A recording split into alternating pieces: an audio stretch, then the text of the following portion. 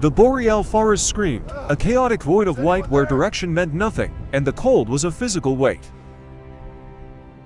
Alone in the frozen expanse, the realization hit Elias like a hammer. Silence was the sound of being forgotten.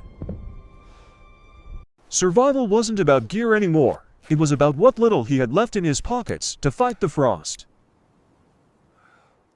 Every step was a battle against the deep snow, a slow, rhythmic march through a world that wanted him still.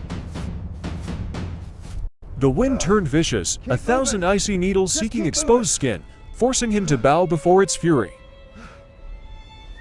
One misstep, one buried log, and the ground rushed up to meet him, a reminder of how fragile balance truly is. Pain was a sharp clarity. He pushed himself up, refusing to let the snow become his shroud. Can't die here. Through the blinding white haze, a dark shape emerged, stone, solid and unmoving, a promise of shelter. Hope is a powerful fuel. He dragged his heavy boots forward, the distant rocks becoming his only universe. But daylight was dying. The shadows stretched long and blue, bringing with them a temperature that could stop a heart. The cliff face loomed above, a massive granite shield against the wind. Finally, something solid to lean on.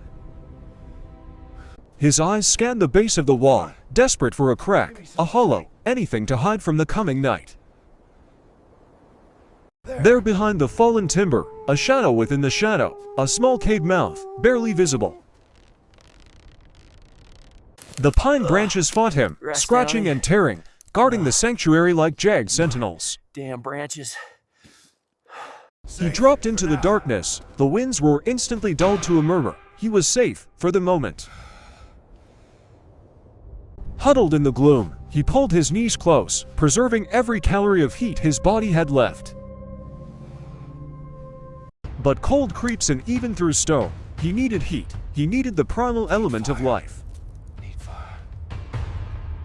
With shaking hands, he gathered the dry refuse of the forest leaves and twigs blown in by storms past. The lighter was cold metal in his numb fingers. One strike. It had to work. It simply had to. A spark, then a flame, a tiny, dancing miracle that pushed back the freezing dark and the fear. The fire grew, casting long, dancing shadows against the cave walls, turning the stone into a warm embrace. Thirst came next. He reached out to the cave's edge, grabbing a handful of the very snow that tried to kill him. He packed the snow into his tin cup, the irony of survival using the cold to sustain life. He watched the white crystals dissolve into water, mesmerized by the simple chemistry of heat. The hot liquid burned his lips, a shocking sensation that spread warmth deep into his core. Outside, the storm raged on. A chaotic monster denied its prey, howling into the black void. He checked his gear. His boot was worn, wet leather promising frostbite if he wasn't careful. Exhaustion finally won. He leaned back against the hard rock, his eyelids heavy as lead weights. Sleep took him, a restless, shallow drift between consciousness and the dark, guarded by the dying fire. A snap, wood breaking outside. His eyes flew open, heart hammering against his ribs. He crawled to the entrance, a predator in his own right now, peering into the moonlit unknown. The forest was a theater of shadows, playing tricks on a mind stretched thin by isolation. Nothing, just the wind and the trees. He let out a breath he didn't know he was holding. He fed the last of his wood to the embers, coaxing the glow back to life to survive the remaining hours. Time blurred, the fire rose and fell, marking the slow, agonizing passage of the long night. Then, the gray light of dawn broke the spell, piercing the cave with a beam of dust-filled hope. He stepped out into a transformed world. The storm had left behind a pristine, blinding silence. He scanned the horizon, no signs of life, just endless white waves under a cold, blue sky. His stomach tightened, a hollow ache. The cold burned calories faster than he could count. But staying meant dying. He adjusted his pack, tightened his hood, and chose a direction. The fresh snow was deep, a soft trap that demanded effort for every single inch of progress. The sun reflected off the snow with blinding intensity, a white glare that stung his tired eyes. Tracks, small prints in the powder. Life existed here, and where there was life, there was food. He followed them, moving with the slow, deliberate stealth of a man who couldn't afford to fail. The trail ended at an empty burrow. The forest had won this round, leaving him empty-handed. He snapped a dry branch from a dead pine, a third leg to share the burden of the journey. Step, plant, step. He fell into a rhythm, the stick crunching through the crust with every stride. The terrain rose, growing rocky and treacherous under the deceptively smooth blanket of snow. Hidden ice is nature's trap. His foot slid out, the world tilted, and gravity took control. The world spun in a blur of white and blue as he tumbled down the slope, helpless. He landed hard, the snow cushioning the blow but burying him in a cold, suffocating embrace. Pain shot up his leg, sharp and hot. He gritted his teeth, clutching his ankle in the snow. He tested the joint. It held, but the throb was a warning. He was damaged, not broken. Rising required everything he had. He leaned heavily on the stick, forcing his body to obey his will. The walk became a limp, a painful stagger through the trees, slow and agonizing. The trees parted, revealing a frozen river, a flat, white highway cutting through the wilderness. He tested the ice, a solid thud. It would hold him. It was the fastest way out. Exposed on the river, the wind returned, biting at his face, but the path was clear. In the distance, a geometric shape broke the natural lines, not a rock, not a tree. A chimney, a roof, a cabin stood silent in the snow, a monument to human presence. He tried to run, but his ankle buckled, dropping him to one knee in a cry of frustration. He dragged himself up. Pain was irrelevant now. Salvation was just 100 yards away. The cabin was old, weathered gray wood, seemingly abandoned to the elements, but it was standing. He reached the door, frantic hands clawing away the snowdrift that barred his entry. The latch was frozen solid, a rusty guardian refusing to yield to his desperate tugs.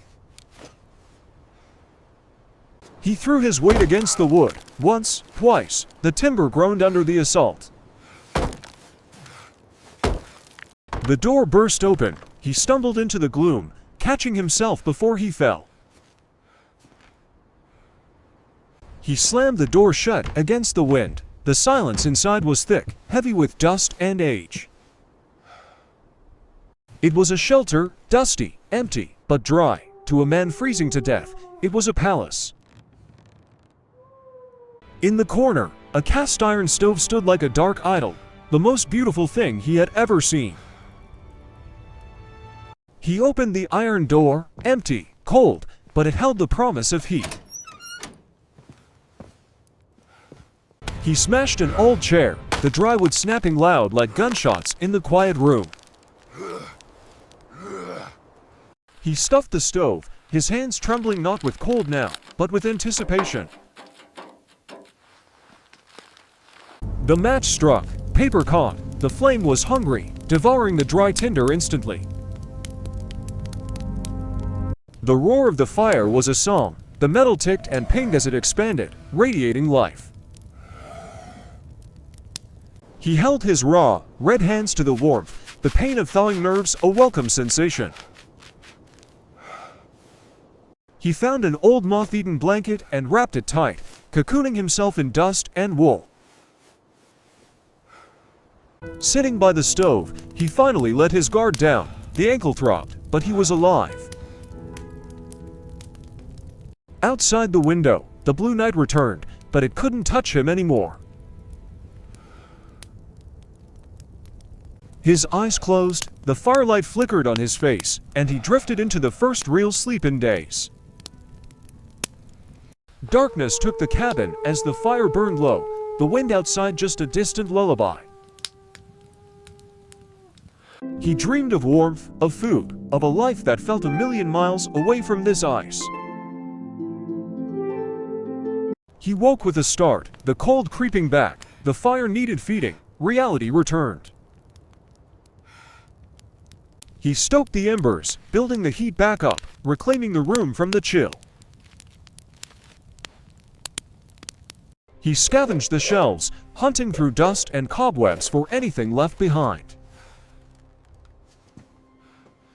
A can, rusted, label faded, but heavy, beans, it felt like finding gold.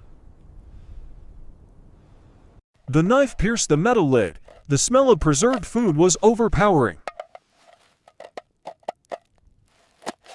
He set it on the stove. The sizzle of heating sauce was the best sound in the world. He ate straight from the tin, savage and grateful. Every bite was energy, every bite was life. Exploring further, he found a map pinned to the wall. Faded lines showed him the way out. Through the glass, the moon shone on a calm world. The storm had finally broken. He spent the night drying his gear, preparing his socks, methodical and focused. The rhythmic scrape of stone on steel, sharpening his knife, sharpening his resolve. Morning brought the sun, the cabin filled with light, signaling the end of his respite. He opened the door. The air was crisp, clean, and full of promise. A final look back at the gray shack that saved him, a silent thank you to the ghosts within. He stepped onto the river, his stride stronger now. The horizon wasn't a threat, it was a destination. The sun on his face felt like a benediction. He was battered, he was scarred, but he was walking. Elias Throne walked into the tree line, disappearing into the white, a survivor of the void. The forest had tested him and found him worthy. For Elias Throne, survival was no longer a question, it was a fact.